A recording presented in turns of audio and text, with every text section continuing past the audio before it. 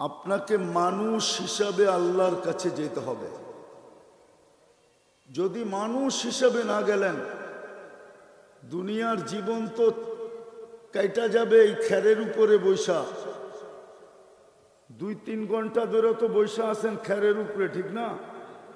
এই খেরের উপরে বৈশেই দুনিয়ার জীবনটা কেটে যাবে, এটা ধরে রাখা যাবে না। কিন্তু ওইখানের জীবনটা কাটবে না,